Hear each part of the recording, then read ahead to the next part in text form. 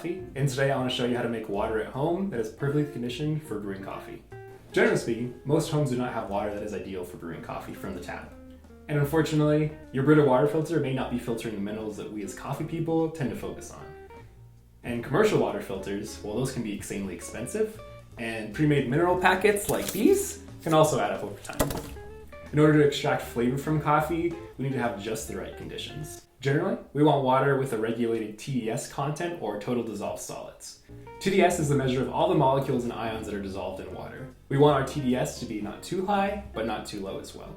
Too high, and we can easily over-extract our coffee. Too low, and our water won't extract enough flavor from our coffee, and it'll end up being tasteless. At Novel Plain Coffee, we base our standards for water on the guidelines provided by the Specialty Coffee Association. We'll link the SCA standards for water in the description below. They provide recommended values and ranges for a lot of different factors, but just know that today we'll be focusing on total alkalinity and total hardness. So let's get into it. We'll be using 3 inexpensive ingredients to make our coffee brewing water. In fact, you may have all 3 of these ingredients stowed away in your home already. First, we'll need baking soda, aka sodium bicarbonate, which when dissolved in a solution will act as a buffer that maintains its pH. We call a solution's ability to resist changes in pH its alkalinity. Secondly, we will need pure Epsom salt, primarily composed of magnesium sulfate.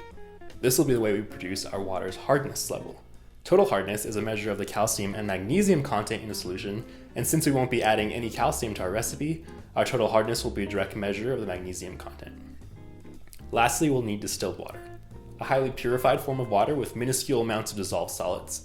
Distilled water is classified by having a TDS of 10 parts per million or less.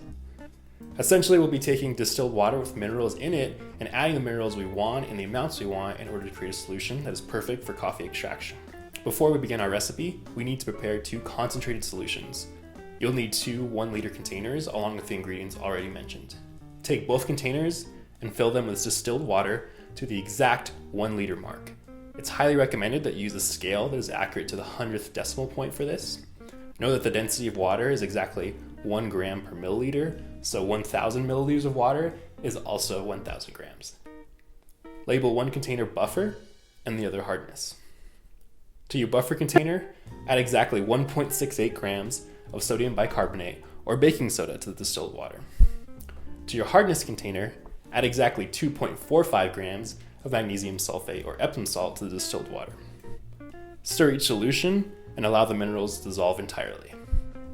Once complete, each of these containers should now contain a concentrated solution equal to approximately 1,000 parts per million of their respective ingredients. Therefore, when we add these concentrated solutions to plain distilled water, we can create one final solution that is ideal for brewing coffee. Once our preparation is complete and our concentrates have been created and labeled, we can begin our recipe. First, add exactly 885 grams of distilled water to another empty 1-liter container. Then, add exactly 40 grams of your buffer concentrate. Next, add exactly 75 grams of your hardness concentrate, and finally mix all these ingredients thoroughly together. The result is the water we will be using to brew our coffee with.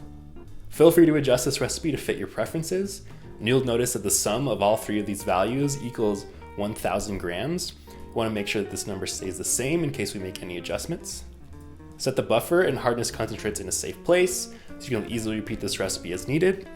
And if you primarily brew darker roasted coffees, you may find that lowering the amounts of hardness concentrate added is much better suited for you, as it may prevent your coffee from over-extracting. Alternatively, if you brew primarily lighter roasted coffees, you may find that raising the amount of hardness concentrate is better suited for you, as lighter roasted coffees tend to be harder to extract.